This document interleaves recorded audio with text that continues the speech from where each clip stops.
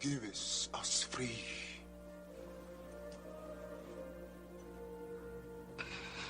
Give us free. Your Honor, please instruct the defendant that he cannot disrupt these proceedings with such outbursts. Give us free. Give us free. If we are to have any semblance of order in this country, Give us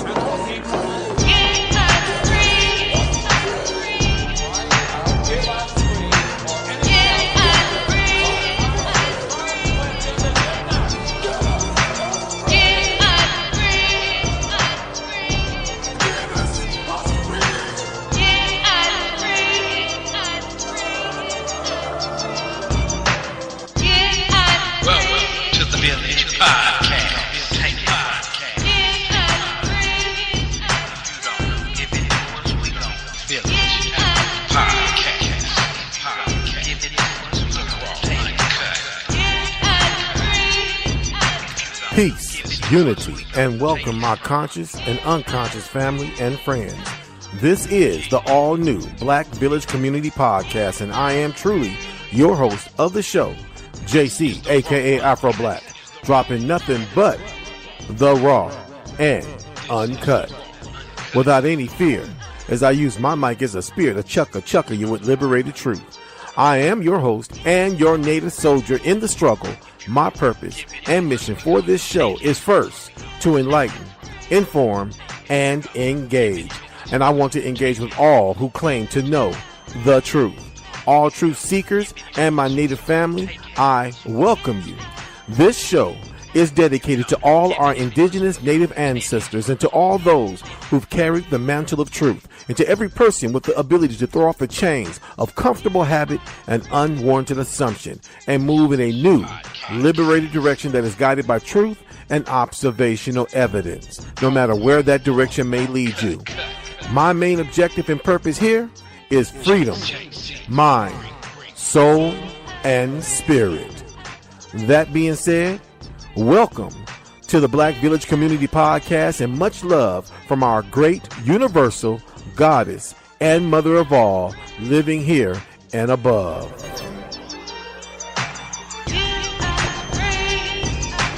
AC in the house. Aborigines, which means what? Black folks. You never find a white Aborigine.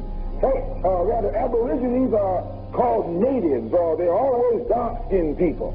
You and I are Aborigines, but you don't like to be called an Aborigine. You want to be called an American.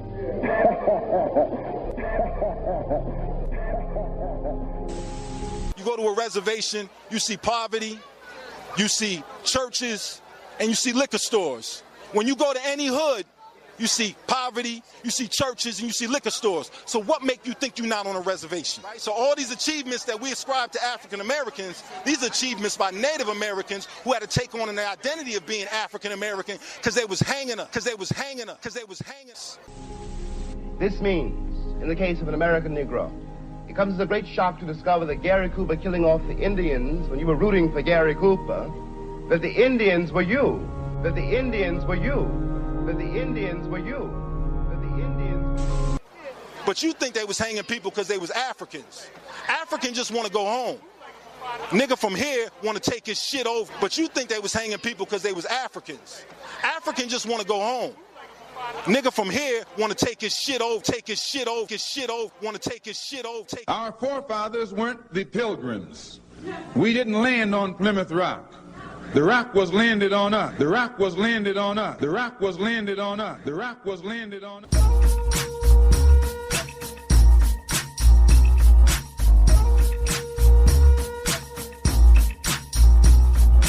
Aboriginal people. Aboriginal people. Aboriginal people. Aboriginal people. Aboriginal people. Aboriginal people.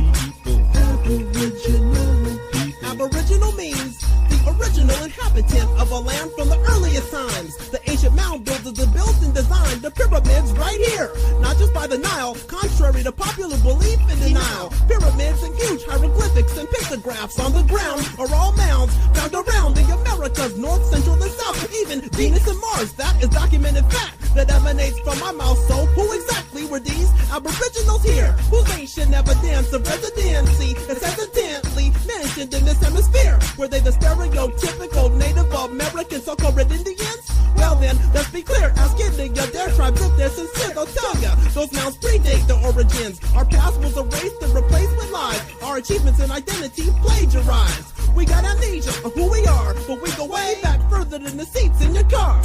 Aboriginal people, Aboriginal people, Aboriginal people, Aboriginal people, Aboriginal people, Aboriginal people, Aboriginal people, Aboriginal people.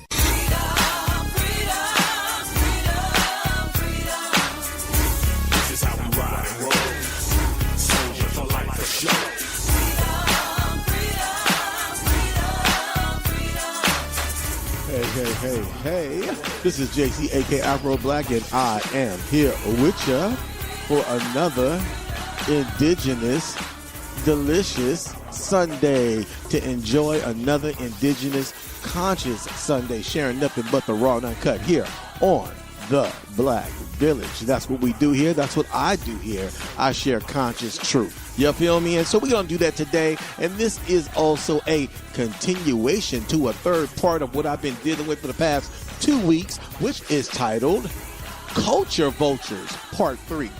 Do you feel me? This is Culture Vultures Part 3. Part 3, the founders and agents of Pan-Africanism. Subtitled, again, Culture Vultures Part 3. Subtitled, the founders and agents of Pan-Africanism. And that's what we're going to be dealing with today here on the Black Village. So let me pull up something a little bit more laid back for us to reverberate to. Let me play this right here. There you go. Let me play that right there. In the backdrop, some J-Bach. So let me turn that down a little bit there. Give us something a little bit more reverberate to, you feel me? So I'm gonna be sharing something that's dear to my heart today, you feel me? I'm gonna share something that you don't hear a whole lot of people talking about, you feel me? And if they are talking about it, they're not. You don't hear a whole lot of people dealing with it from the perspective that I'm going to deal with it on. You feel me? I'm going to go back and I'm going to tell you guys right now. I'm telling everybody who's tuning in to the Black Village. You feel me? That Pan-Africanism didn't have its birth in Africa. I'm going to say it again. Pan-Africanism didn't have its birth. Was not founded. Was not started. Didn't have its conception in Africa. Pan-Africanism was started by, not even by African people. To anybody's surprise, and if you are surprised, you should be surprised. If you're not surprised, if you're not surprised, that means you must already know this. I'm going to say it again. Pan-Africanism was not even created by Africans. No, wait a minute. You think I'm talking about Black Americans? No, Pan-Africanism wasn't even started by Black Americans. Am I alluding to that? Am I alluding to the fact? Yes, I'm gonna break out some information and I'm gonna show you some facts in a minute. Am I alluding that Pan-Africanism was started by Europeans? Yes, it was. Pan-Africanism was birthed, started, created by white people, by Europeans. Starting here in America and in the little islands that was controlled by Europeans back in the 1800s. Raw and uncut. So let me get into this. And before I start, let me also say this. If anybody want to chime in, want to join the show, you got anything you want to say about what's being said right now? You got some truth to bring to the table. Do you feel me? If you got it, bring it on. It doesn't cost you a dime, just to be your conscious time. You can chime in at 857-232-0155. Again, that is 857-232-0155. And you need the conference key to get into the conference deal to sit with me at the Conscious Table of Truth live here on the Black Village, and that is 947595. Again, that is 947595, and you can join me right here live on the show. Do you feel me? Okay, so let me unchime Brother Currington if he has anything to say while I'm doing this, but let me go into this. You feel me? Again, I'm going to say it again. Pan-Africanism had its birth right here in America. That's a big red flag and a big red sign right there. And a giant question mark. Rather, if anybody who's already in Pan-Africanism, if anybody is beginning to get into Pan-Africanism, if anybody's curious about Pan-Africanism, and if you don't know that much about Pan-Africanism, I'm going to lay it down to you right now. Okay?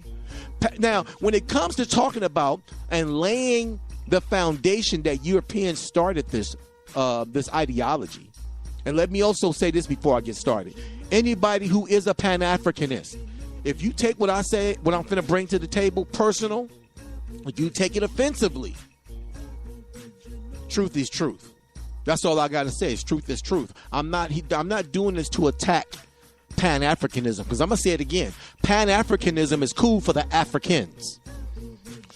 Pan-Africanism is a wonderful rallying cry, a wonderful ideology for those who are African. So if you are an African, Pan-Africanism is for you. But my problem with Pan-Africanism is the core of his philosophy. The core of his philosophy is manipulative. The core of his philosophy attacks everybody's culture as long as that culture is melanated. And this is where the hypocrisy and where the contradiction comes in with Pan-Africanism.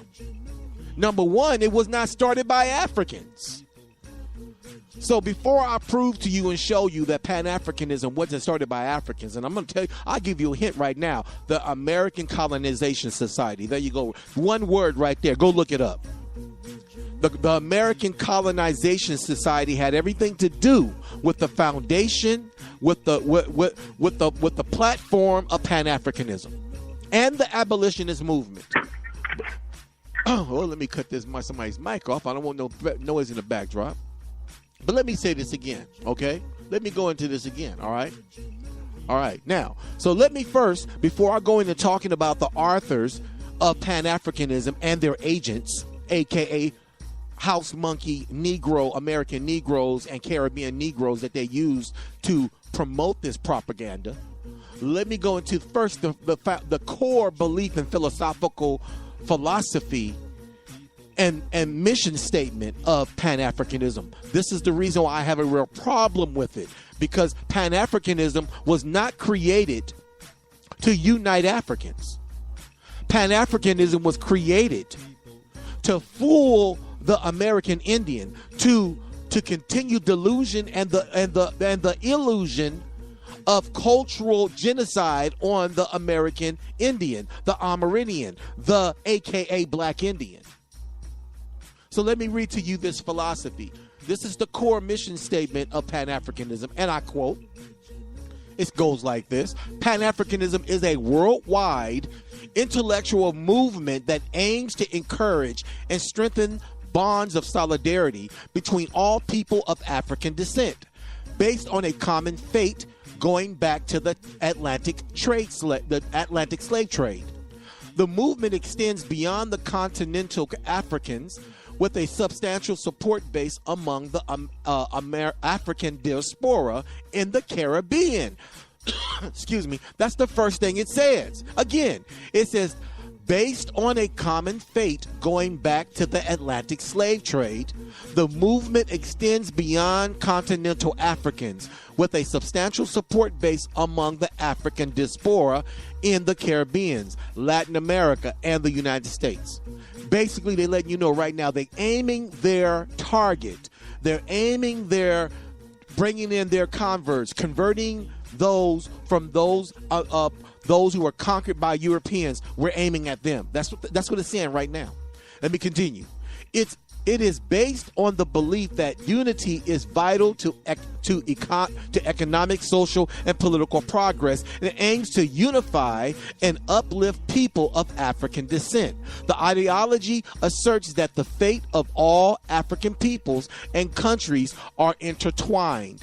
At its core, Pan-Africanism is a belief that African peoples, both on the continent and in the diaspora, share not merely a common history, but a common destiny. The Organization of African Unity, now the African Union, was established in 1963. That's the next paragraph. But let me not go in that because Pan-Africanism is older. Now it's trying to say that Pan-Africanism, when you get into the next paragraph, it's going to start to say that Pan-Africanism had its birth in 1963. And that's a lie. That's a lie. I'm finna prove it right now. Let me go into the next part of this program. Okay, let me go into the next part of this program. Now, I said that Pan-Africanism was started by white devils, and it was. Its birth started with white devils. The founders of the Outer Africa theory. The fathers of the Outer Africa theory. Now, this goes all the way back to Charles Darwin, Thomas Henry Yulee, Paul Brotha, and Francis Galton.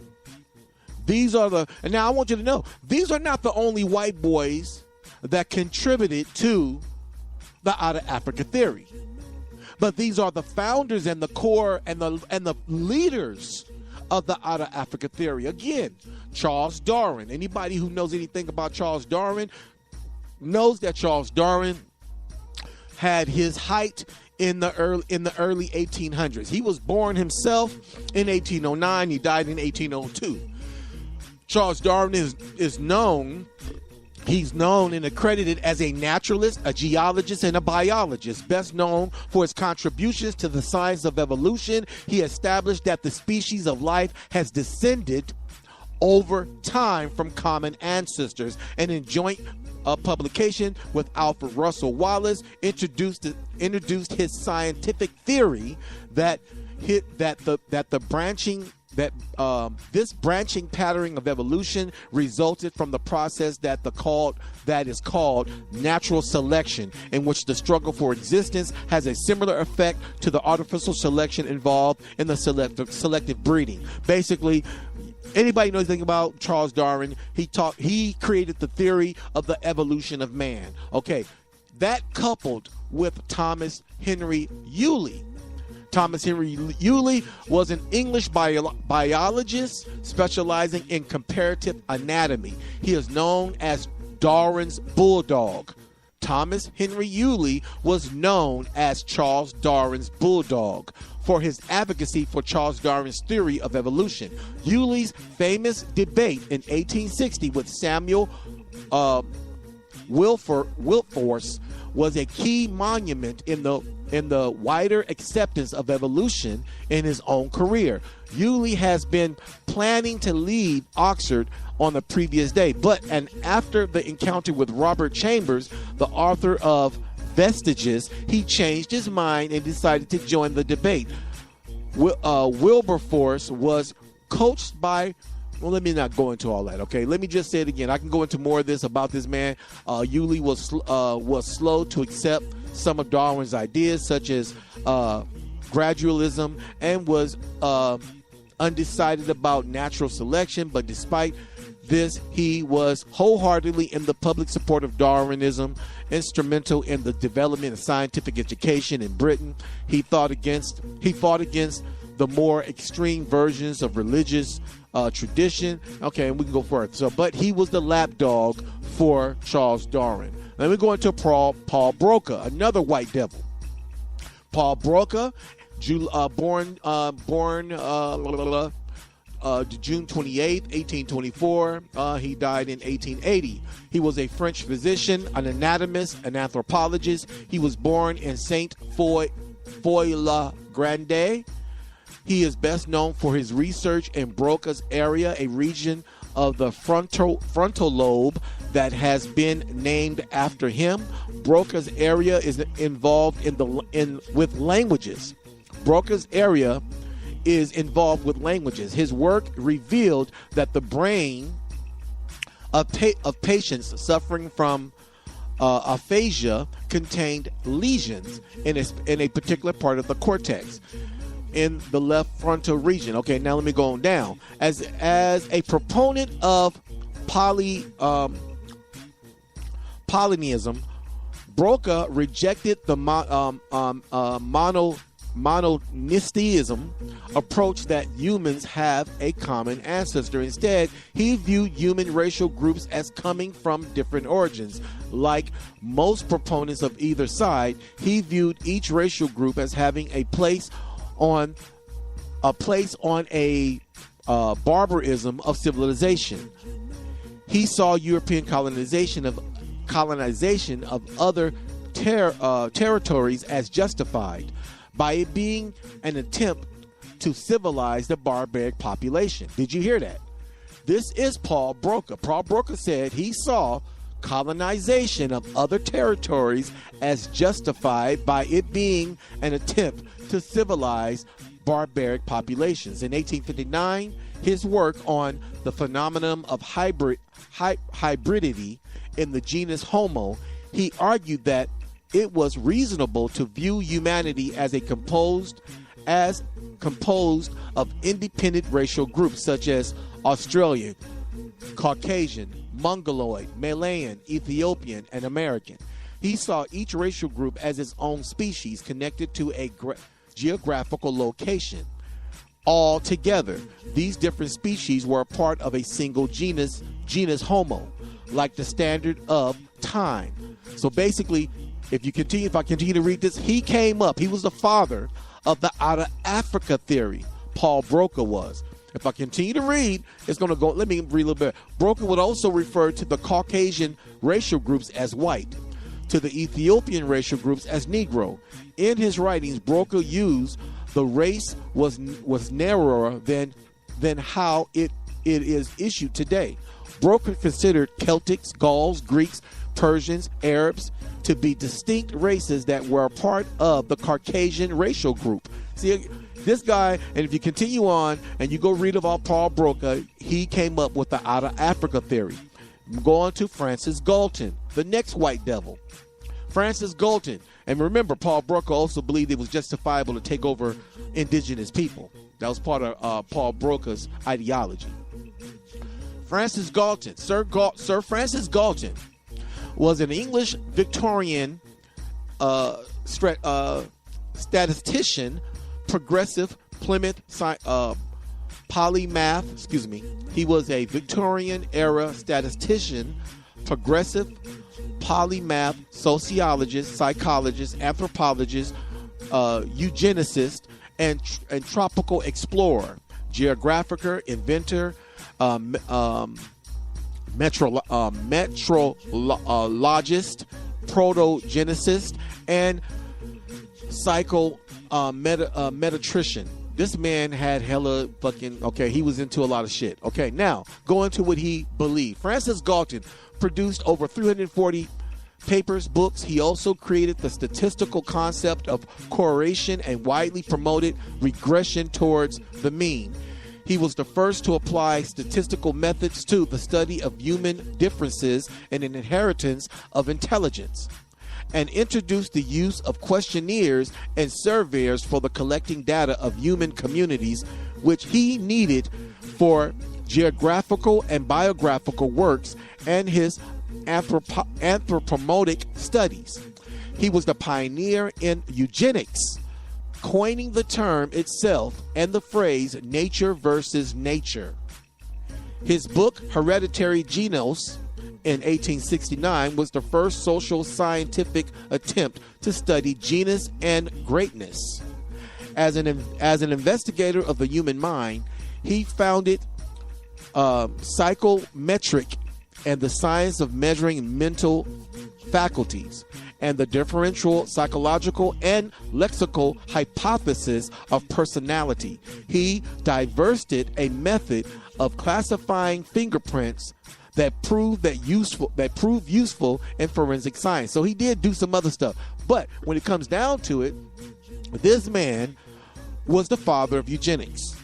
He believed that people had recessive genes, and that the recessive genes would be conquered by those genes that were stronger, and that he believed that Francis Galton believed that indigenous people, melanated people, were inferior to white people. This man believed this. He was the father of eugenics.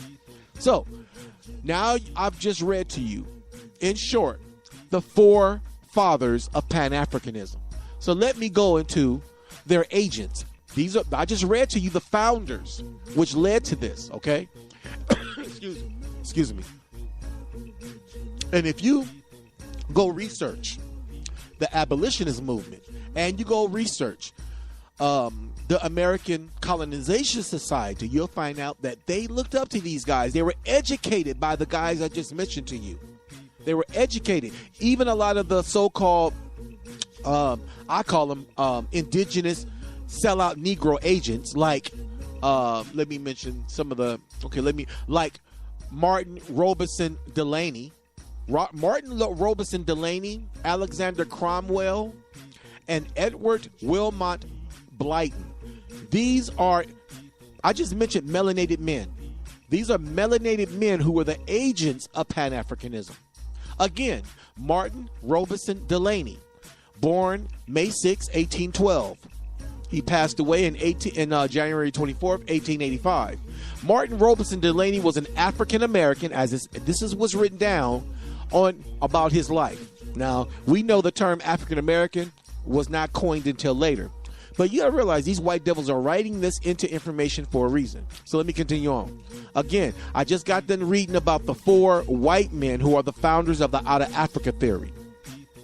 Now I'm finna read to you the 3 members that started the Pan-African movement here in America.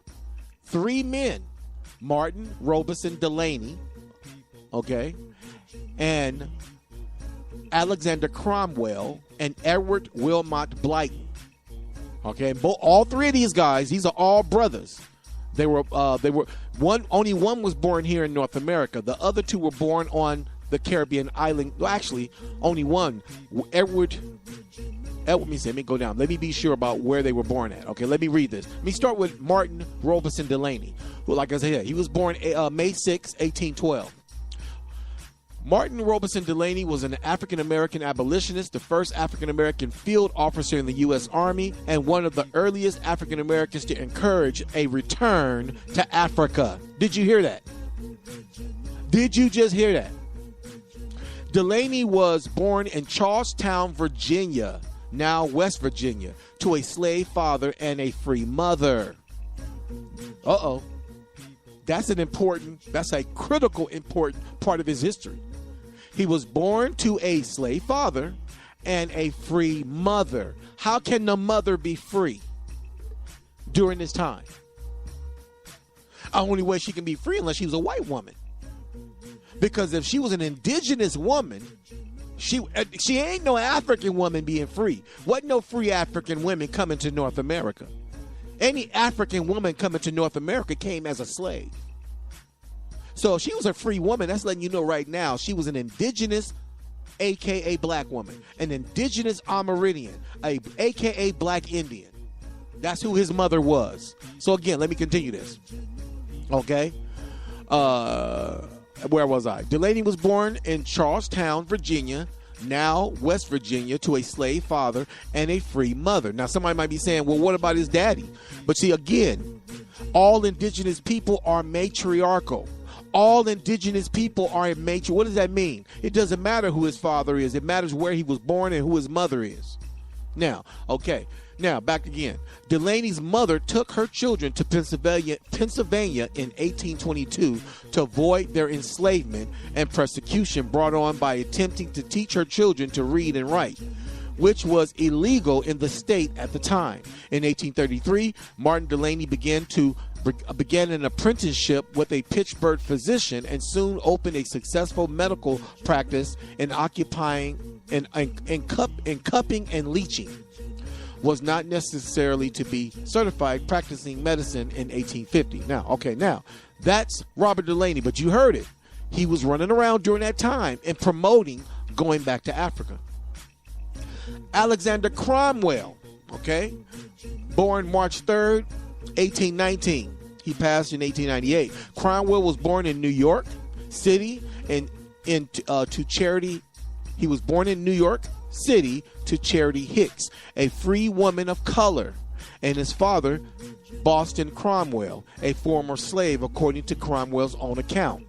Now, did you hear that? Again, Alexander Cromwell, another brother, who was also an abolitionist, also he was also a minister and a parishioner and a pastor and a mouthpiece for the white devils during this time. Let me read it again. Cromwell was born in New York City to Charity Hicks. His mother was named Charity Hicks. To a free woman of color. That's what it says. Another man born to an indigenous woman. And his father's name was Boston Cromwell, a former slave. Now, this is what he went around telling people. This is what Mr. Alexander Cromwell went around telling people. According to Cromwell's own account, his parental grandfather was an ethnic Timni born in Sierra Leone. He's claiming that his grandfather is an African, which is possible. But his mother was definitely an indigenous sister. Be the fact that her name was Charity Hicks and that she was a free woman of color. So it's letting you know his mother is indigenous, but his father he claiming his father was an African slave from Sierra Leone. Okay, let me continue on. According to Cromwell's own account, his paternal grandfather was an ethnic Timni born in Sierra Leone who was captured into slavery when he was around 13 years old. Both parents were active abolitionists and allowed their home to be used to publish their first African-American newspaper, the Freedom's Journal. Boston Cromwell instilled in his son a sense of unity with Africans living in Africa. His parents' influence and these early experiences within the abolitionist movement shaped Cromwell's value, belief, and actions throughout the rest of his life. For example, even as a boy in New York, Cromwell worked for the American Anti-Slavery Society, which later on became the American Colonization Society. I want you to know that. So, that's Cromwell, another house nigga, raised to be a house nigga. Well, he just discounted his mother's lineage and went straight to his father and focused on the fact that his father, or his grandfather through his father, now we're not sure what his father was. His father could have been a biracial, indigenous, aka mixed with African hybrid. I don't know. But we know his mother is a free woman. Her name was Charity Hicks, and she was a free woman of color. So I'm letting you know she was Indian. His mother was an Indian. So let me go on down to the next agent, a.k.a. Porch Monkey, Edward Wilmot Blyton. Now, I want you to know, anybody like Umar Johnson, the house nigga Brother Polite, they know about these Negroes. They know these Negroes are agents, and they were agents for the abolitionist movement. Now, somebody may say, well, the abolitionist movement was about freeing black people from slavery. No, it wasn't. The abolitionist movement was about sending indigenous people to Africa to relocate our people from our homeland.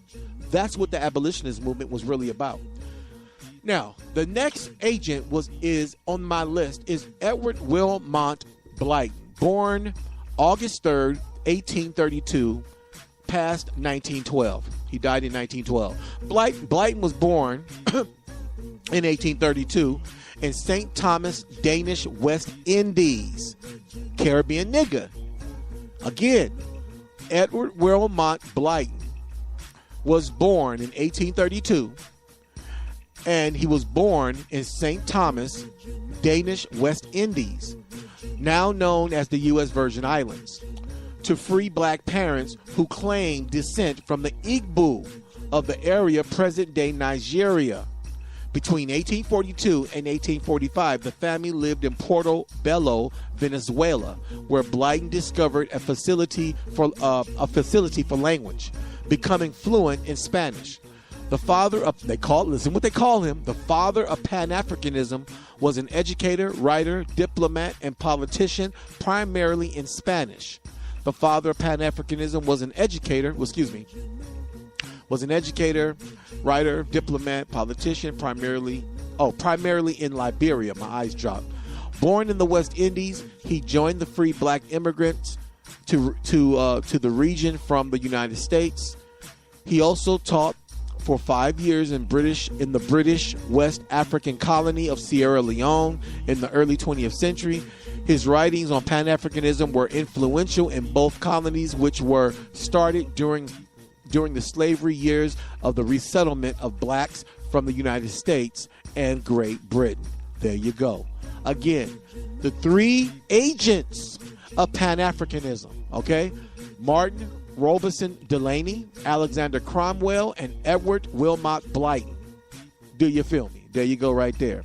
Now, the list goes on, of course, because by the time of the 1960s and the 1970s, you have people like John Henry Clark, Joseph Ben Yohanan.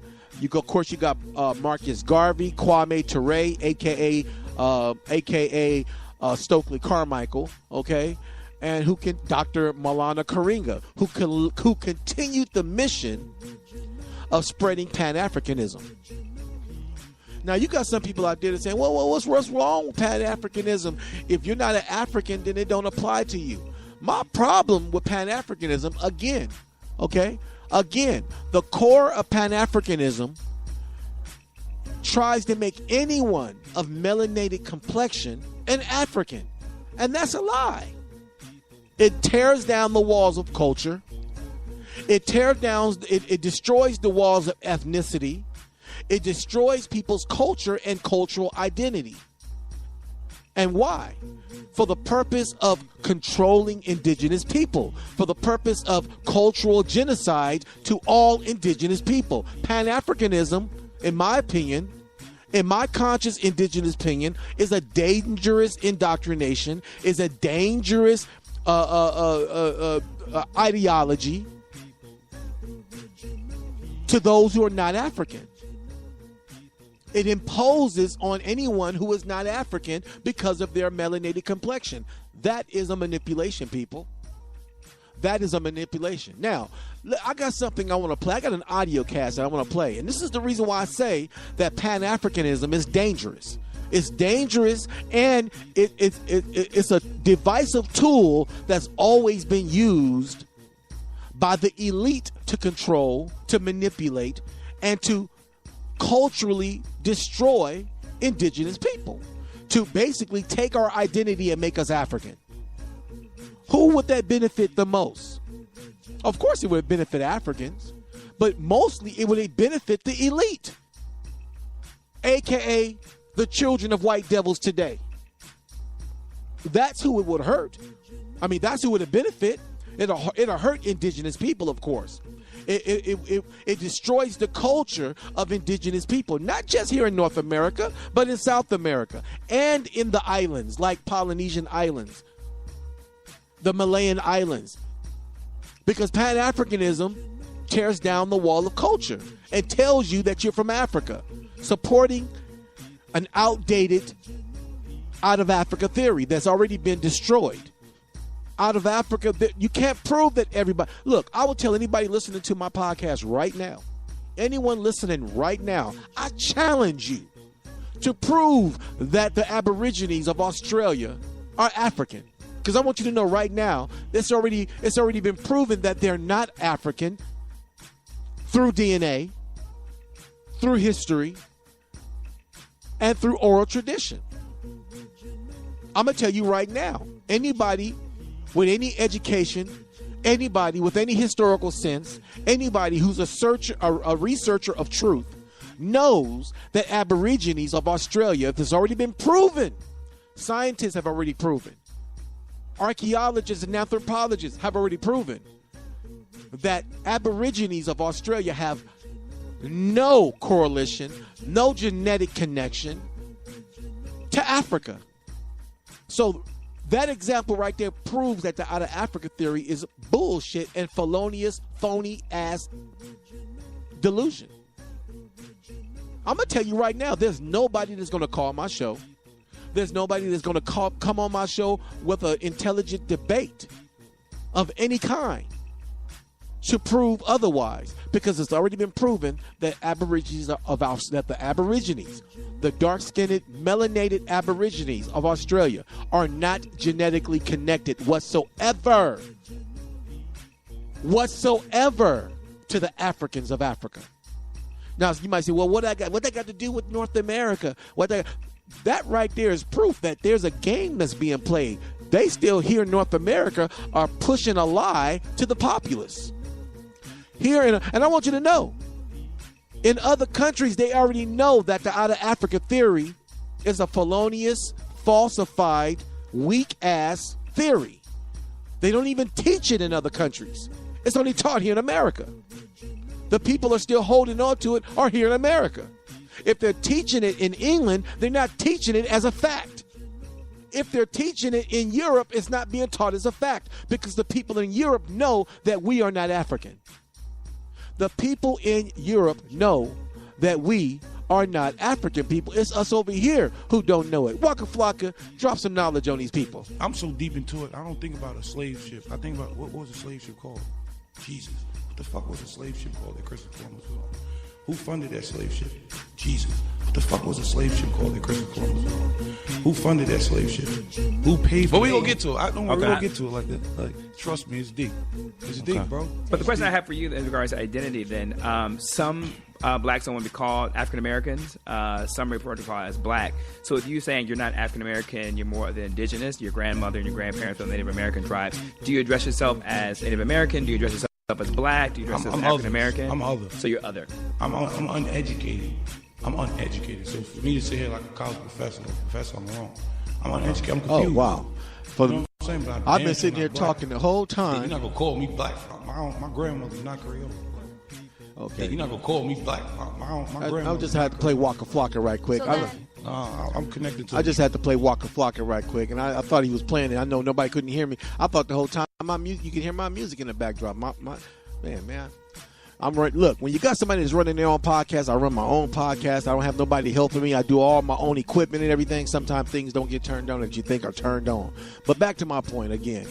You guys heard what I was saying about the fact that the out of Africa theory was created by white people. Again, you heard me. I named off these white people: Charles Darwin, Thomas Henry Yulee, Paul Broca. Okay, his real name is Perry Paul Broca. That's his own name. Okay, and Sir Francis Galton. They are the forefathers and the forerunners of the Pan-African and the out of Africa theory. And you know what? Again, I'm gonna tell you it again. They're agents. They're the very ones that Frederick Douglass was talking about. Okay, the very ones that he's taught. If anybody read The Folly of Colonization by Frederick Douglass, again, if anybody read the speech by Frederick Douglass called The Folly of Colonization, which was written in 1894, Frederick Douglass talks about their agents. He mentions the ministers and the so-called intelligent black men that was going out to the communities back then trying to convince so-called black Americans to leave America and go live in Africa. And these agents, these agents that taught their other agents to do this were Martin Robeson Delaney, a black man, Alexander Cromwell, another so-called black man, and Edward Wilmot Blayton, another porch monkey house Negro for the abolitionist movement, for the American Colonization Society, being their mouthpiece to convince our people, indigenous Amerindians, indigenous Americans, to go live in Africa. Now, if you might be wondering, why would they do this? Why would they do something like that? Why would they try to convince people? Number one, you got to realize, like I just said, the people I just mentioned, they were already sold out to the white man. They were educated by the white man. Come on, what white man back in the 1800s, while they're killing thousands of indigenous people, expanding their for as far as European expansion, taking land, to create this country in which we're living in right now, this delusion that we're living in right now. They were killing hundreds, enslaving hundreds, raping, murdering, creating mayhem to hundreds of indigenous people, disturbing the balance of indigenous communities across this land, people, during the 1800s. And they're going to turn around and educate Negroes for what purpose? For what purpose? It was against the law. You read when I was just reading about, I believe, Martin Delaney, his mother had to leave because it was against the law. Let me read that again. Okay, it says, let me see, where's, okay, yeah, here we go right here. It says, in 1822, to avoid their enslavement and persecution, she brought on by attempting to teach her children to read and write. You feel me? Which was illegal in the state at that time. In 1833, Martin Delany began. So she left in 1822. She left.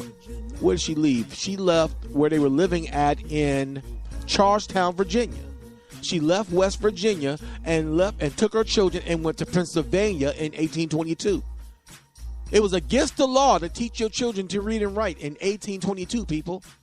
Now, then you go around and by 1833, this man has an apprenticeship in Pittsburgh as a physician. He was groomed by white people. He was groomed by white people. Now, mind you, Martin Robeson Delany knew Frederick Douglass. They worked on a newspaper together called The Mystery. But right here, let me read it. In 1843, he began publishing a newspaper in Pittsburgh called The Mystery. Later, Delany joined Frederick Douglass to produce and promote the North Star in Rochester, New York. Now, mind you, him and Frederick Douglass eventually stopped being friends. Let me tell you why Frederick Douglass stopped being friends with Martin Robeson Delany. Let me tell you why. The number one reason why, because Robeson Delany was trying to convince black folks to leave America. Indigenous, Cherokee, Natchez, Washita, Seminole, Yamasee, convincing them to leave America to go live in Africa. I got a pamphlet right here I want to read. A pamphlet that was produced and written by Martin Delany in 1852. The title of this pamphlet is called The Condition, Elevation, Immigration, and Destiny of Colored People of the United States by Martin Robeson Delany, published in 1852. So let me read this to you. Again, I'm going to read to you why him and Frederick Douglass stopped being friends. I'm going to read it to you right now. So check this out. Okay. This is written by Mr. Delany. This is in his pamphlet. Okay, I'm going to jump down to a paragraph that I think is more important. Okay. Oh no, let me start at the beginning. Let me just read the beginning of this pamphlet so you can get an idea of where I'm coming from. Okay. The United States, untrue to her trust and unfaithful to her profession principles of Republican equality, has also pursued a policy of political degradation to a large portion of her native-born countrymen.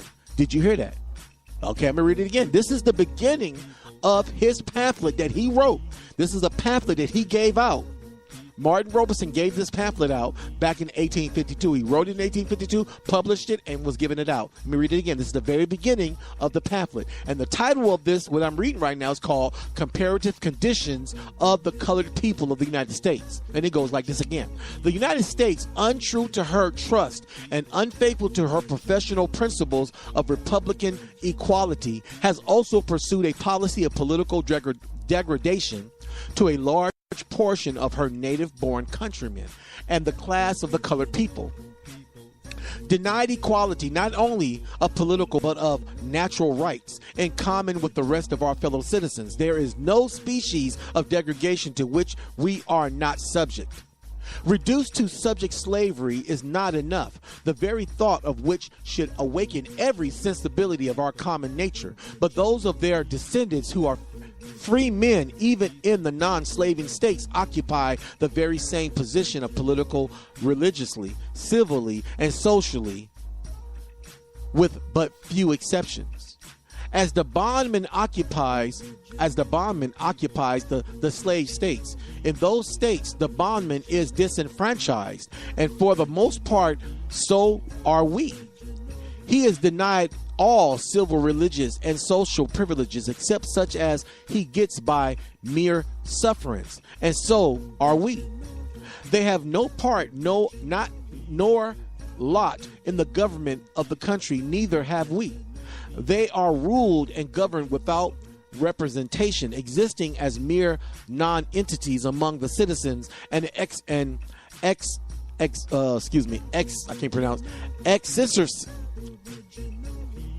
extracensus on the body of politics, a mere drag in the community, and so are we.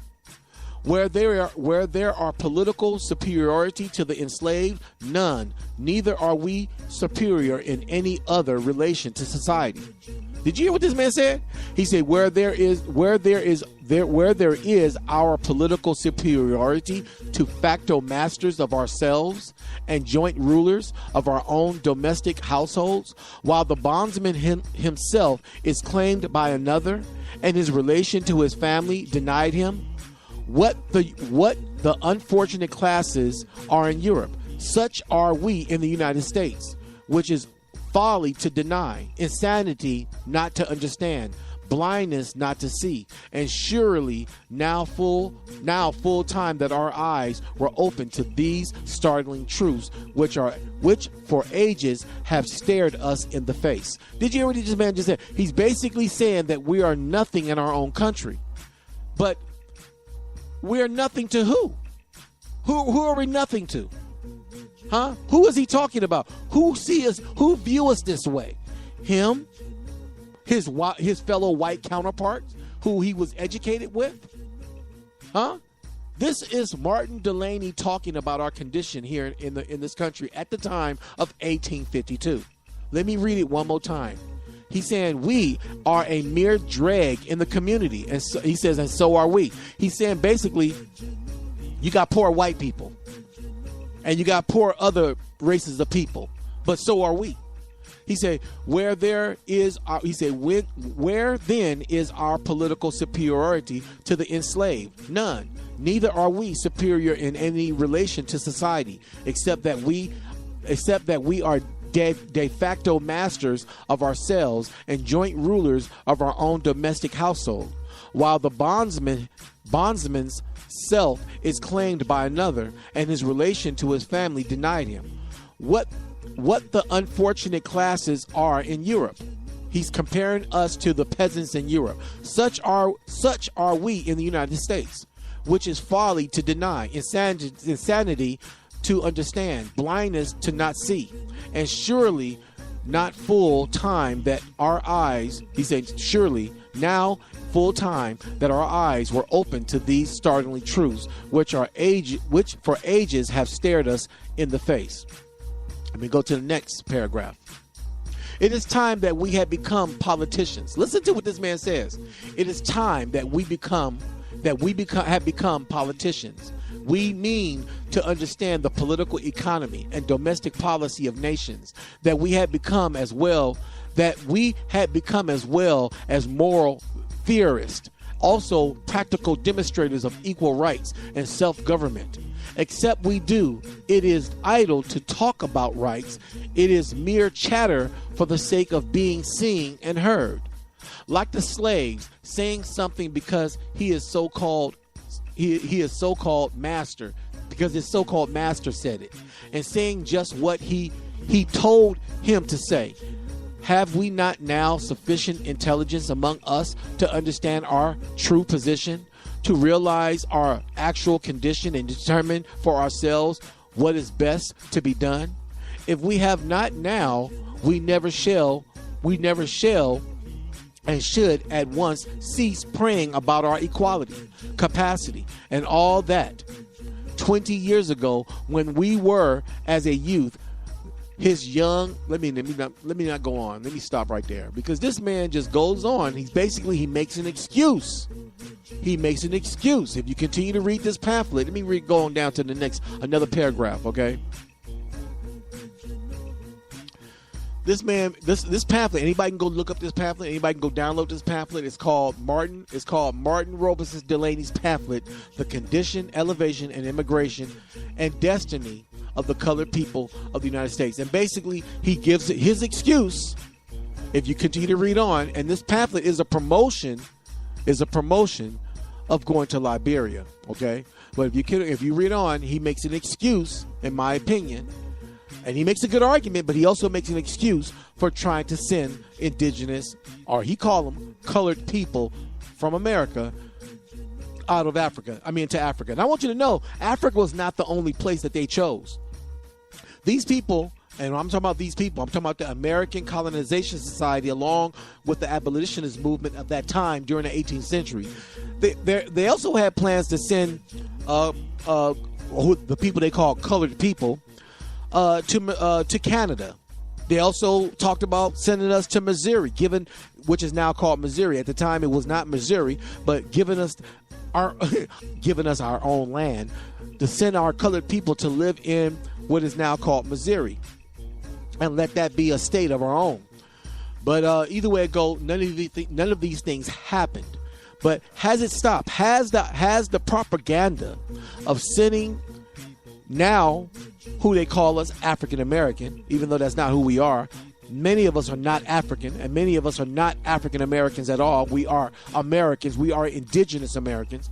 But now you still got them still promoting this same ideology. They still promoting this same, and you got people in Africa promoting it. You got leaders, political leaders in Africa. You got Pan-African leaders in Africa promoting this propaganda and promoting this lie of this go back to Africa, go back to your home, go back to your family in Africa ideology, okay? And I'm going to play a little bit of this right now and let you hear. So I got some. Now, this is a campaign, and this was a meeting that happened this year in 2018. I can't remember. I don't know the exact date.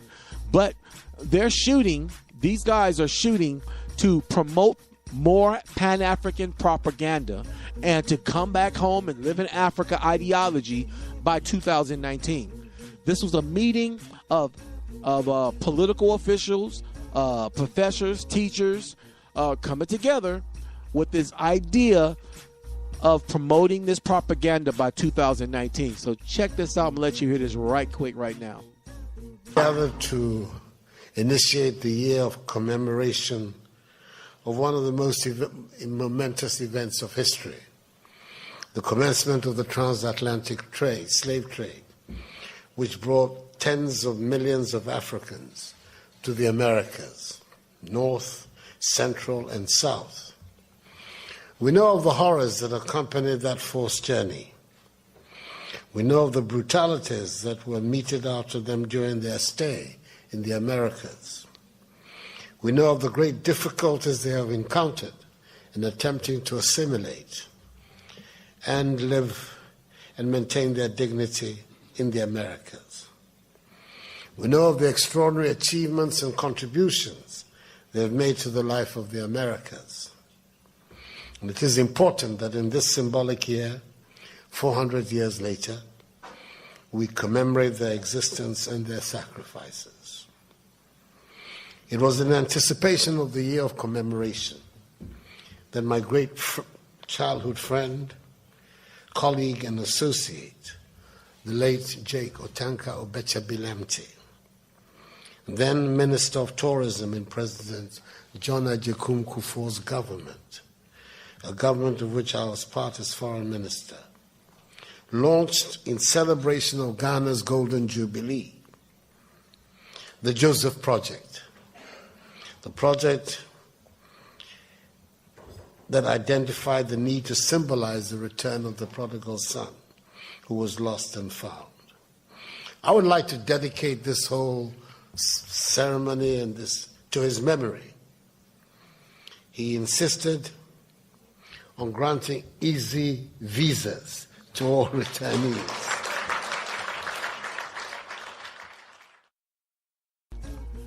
There you go, people. You heard it. He's talking about giving free visas. This is what they plan on doing in 2019. Sending out free visas to anybody who want to come and live in Africa. These motherfuckers ain't playing. Now, mind you, let me tell you something. You got to those out there right now who are saying that this nigga is just selling his Aboriginal crap. He just want everybody to believe that. Look, I'm going to tell you right now, everybody who has melanated complexion stem from an indigenous location. But to say that everybody came from Africa, my question is this. Why don't they sell this to the Chinese? Since everybody's from Africa, all life stem from Africa, why don't they sell this to the Vietnamese, the Chinese, the Korean? Huh? Why they don't sell it? They African too. Why they don't sell it to the white man? Why they don't sell it to the Irish? Why they don't sell it to the Italian? Why? Because it's bullshit, people. It's bullshit. They selling propaganda. Do you feel me? These people are selling propaganda to the fullest. And people are sucking on it and they're just accepting it. You feel me? Again, let me say this again. If so-called black Americans, because that's what they want to believe, they selling this crap, this delusional lie, this African fairy tale boat story that they want people to believe. If this shit is real, number one, there is no slave ships, and everybody know that. So we know they can't produce that, even though they searching the waters to find one.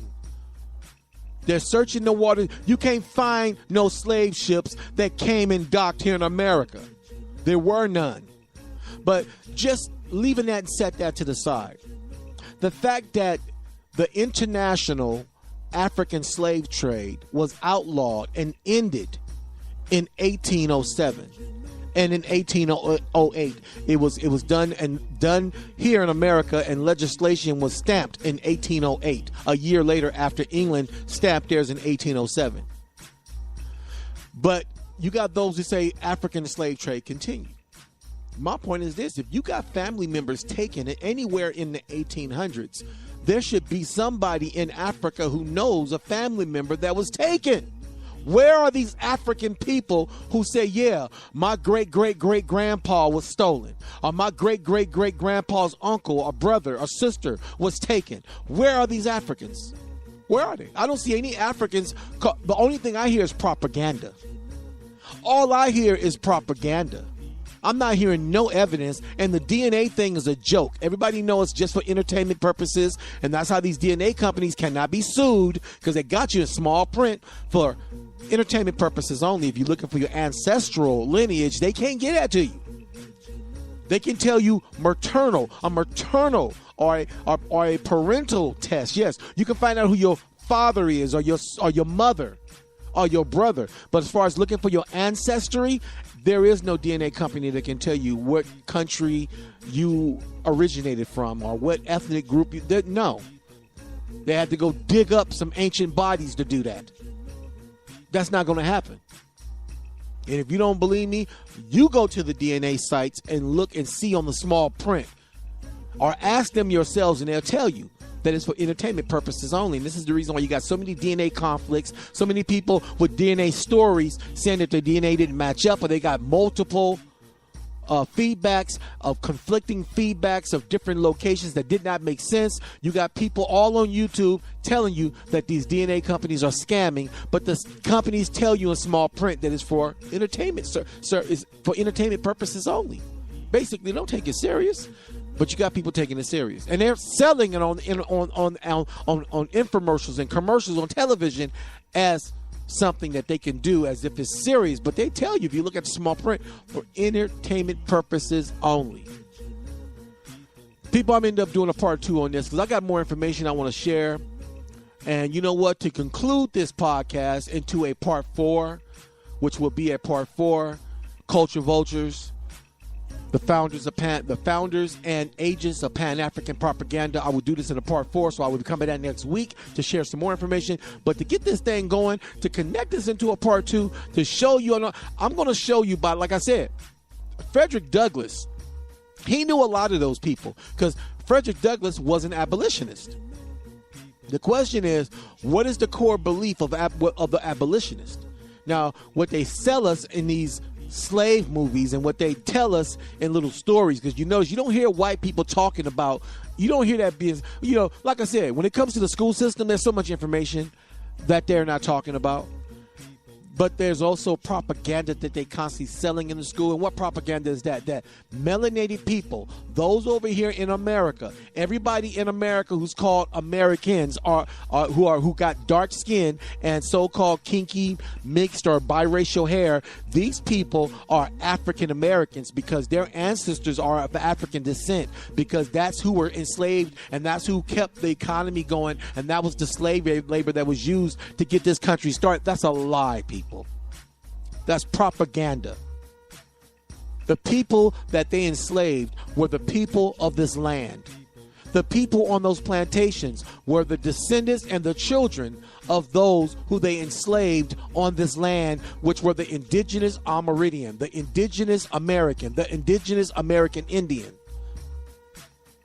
who look no different than your next door neighbor if your next door neighbor is called, or you would call, or is labeled a Black American. The original people of this land are copper-colored Aborigines, and the only people I know look like people that look like the color of pennies are Black Americans, not Native Americans. So, what I want to conclude with, next week I'm going to play excerpts. You know, I did a podcast back in 2017, and that podcast was titled "Back to Africa Scheme." That's what it was titled, the Back to Africa Scheme. Okay. And so I got what I did was I read back in 2017, I read Frederick Douglass's speech, his 1894 speech, Folly of Colonization. I had the entire speech. Most people only get a piece of the speech. And then in some cases, the speech is even then, they omit things they don't want people to hear. Because if you read the raw speech that Frederick Douglass wrote, it's raw and uncut. If you read the actual speech that Frederick Douglass wrote with no omissions and no alterations, the speech is raw and uncut, okay? And it speaks to the reason why Frederick Douglass stopped being friends with people like Martin Delany, why he cut his ties to the abolitionist movement. You'll find out by this speech. And so before I get off the air, because my show is actually over, it's already after 4, but before I get off the air, I want to play this speech, okay? And I'm gonna play a part of the speech. I'm only gonna play a clip of the speech, and I will conclude next week with the speech. Okay. Now, my purpose of playing this speech by Frederick Douglass. Now, you're gonna hear me. I'm reading in this clip that I'm gonna play is me back in 2017 reading from his speech, "The Folly of Colonization" by Frederick Douglass. And I'm only going to play a clip right now, just the first part. But again, my purpose of playing the speech by Frederick Douglass is to show you that Frederick Douglass knew who he was. He knew that he was indigenous to America. He speaks about the scheme. He speaks about their plan to take indigenous people and send them to Africa. And this was back in 1890. He didn't agree with it. He didn't like it. It pissed him off. It caused him to break ties with people who he was friends with, because it didn't make sense to him. It didn't make sense to him to take the people who are indigenous to this land and relocate them. And he says it in his speech, a foreign land. He said a foreign land. You might be saying, well, he said that because it would be foreign to those people. No, I'm going to read the speech. Right now, I'm just going to read you a piece of the speech.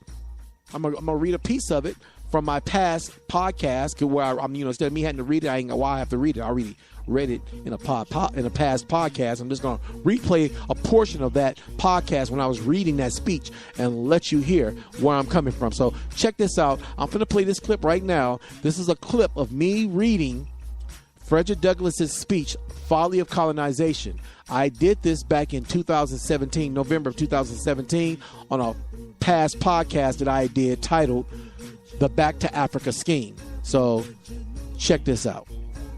Okay, so let me get right into this speech right here by Frederick Douglass, to me, which is full of information, full of evidence, full of verification of who we are as a people here in North America. So let me start it right here as it goes in the beginning of the speech. Okay. But now, this is Frederick, and I quote Frederick Douglass. This speech was given to, I believe, the American Colonization Society, the ACS, and when he gave this speech was 40 years after the Civil War, and it goes like this: "But I now come to another position held up as a solution of the rare problem, and this I consider equally unworthy with the one just disposed of, the two belonging to the same low breed of a family of ideas. It is the proposition to colonize the colored people of America in Africa or somewhere else. Happily, this scheme will be defeated, both by its implicity and its impracticality. It is all nonsense to talk about the removal of 8 millions of the American peoples from their home in America to Africa. The expense and the hardship, to say nothing of the cruelty and the cruelty attending such a measure, would make success impossible. Now, before I continue on reading this, let me start by saying this, okay? At least on this paragraph right here that I didn't finish, all right? This is the first leak of our identity. This is the first leak of our identity in this 1894 speech by Frederick Douglass. It is, and when you read the entire thing, it constantly uses the term colored people of America, okay? And so that is the first piece of evidence, very tiny. Now somebody be saying that's not no evidence. Those are who are African guys, ain't no evidence. You know, they call Negroes colored and everything else. But I want you to know that African people were distinct from those who weren't African here in North America, even on the plantation. Those who were African were distinct from those who were not African on the plantation. Africans who knew who Africans were. Africans wanted to go back to Africa. But those who were not African on the plantation, who and you got to remember, you got to rewind your mind and try to place yourself back then, back during the 16th, 17th, and 18th century. Okay, you feel me? You still had mothers that still practiced a lot of the indigenous ways of eating, a lot of the indigenous ways of practice, even though they were not allowed to do a lot of things like practice their spirituality. They were not allowed to use their tribal names. They were given American names, and they were not allowed. But at the same time, they did as much as they could to pass on some information. And one of the things they did pass on is that they were not African. My grandmother constantly would tell people back in the 1960s and 50s and 40s that she was not African. Okay, she didn't. You know, now true enough, Native American people embraced the identity of being colored. They embraced the identity of being black. They even embraced the identity of being Negro, and they did this politically to get by because of all the persecution, killing, brutality that was going on. If you called yourself a Native American, you know, that master slave mentality continued on throughout the years from the 1920s, 30s, 40s, 50s, and 60s in this country through the civil rights movement. There you go, people. That was me back. That was a clip from me back in November of 2017 on a podcast topic I did titled the Back to Africa scheme. And I just read a portion of Frederick Douglass. I didn't read, and I commented on and that was just me commenting on that portion that I read. Now I got some more clips of the reading of Frederick Douglass. I'm gonna conclude this to next Sunday, and I will conclude reading. I got another article I want to share with you guys. I ain't got time to read it today right now because my podcast is actually over. But this article is called "The Attitude of the Free Negro," and this article is about when they were talking about sending black people, colored people, or so-called black people, black Americans, to Africa. A lot of the free, those who were not enslaved, those indigenous Niji that were not enslaved back then, back in the 1800s, many of them were business owners. Come on, you guys. A lot of you guys know about Black Wall Street, even though the white men destroyed it. But that didn't stop a lot of so-called black business men. They continued. A lot of so-called indigenous black businessmen continue to do business, even though Black Wall Street was destroyed. They just got the message that the white devil were not going to allow us to have a united effort, a united front, to compete against. They didn't want to compete against us. So. But this article titled "The Attitude of the Free Negro," you can go look it up yourself. He talks about these free colored people back during that time, during the 1800s, coming together, who wrote their petition against going to Africa because they had no roots in Africa. Their roots were right here in America. They knew who they were. So I'll read that next week. I'm not going to read that right now.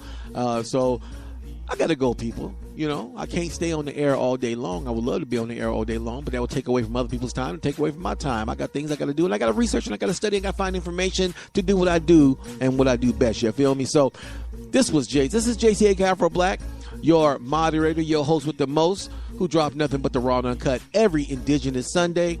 Here on the Black Village, you can always chime in. You can always join me. It ain't going to cost you a dime. It's just going to be free time to call in at 857-232-0155. Again, that is 857-232-0155. And conference code to get through the conference door and sit right here with me live on the show, 947595. Again, that is 947595. And I got to go, people, but I will be back. And I will be dropping nothing but the raw and uncut. And I will be doing a conclusion, again, to Culture Vultures Part 4 next Sunday. So join me back then. Join me then. So on that note, I got to go. People. But before I go, let me do this before I go. I got to do this before I go. I got to do this.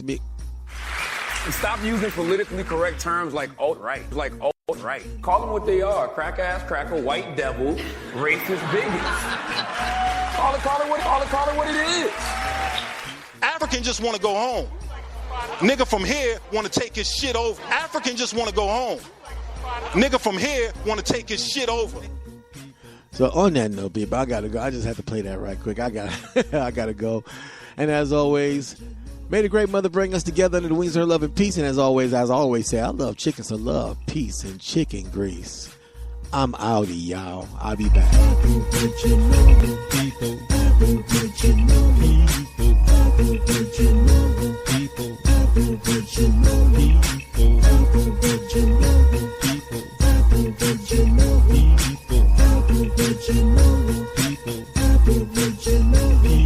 No matter where you go in every country, we in there. Most of us did not come on slave ships, we've been here. Indian just means amalgamated more. The U.S. tried to wipe us out in 3 seminal wars. For each Aboriginal, 7 troops died. 90% of Indians were reclassified as Negroes. We fought European foes. Africa's great, but we don't look under our nose. Or now here's the Old Man River, or the Maasai Seagull, knock out the Mississippi. We're the Yamasee people and others here like the Washita, the Chocos in Colombia, Dadiendes in Panama, the Garifunas and more. We're prisoners of war. Our titles, nationalities, and birthrights ignored. We got a huge missing gap in our past and been divided into ranks of some type of caste. Everyone else has a language, where's mine? Cause ours is long gone like your grandpa's hairline. Aboriginal people, Aboriginal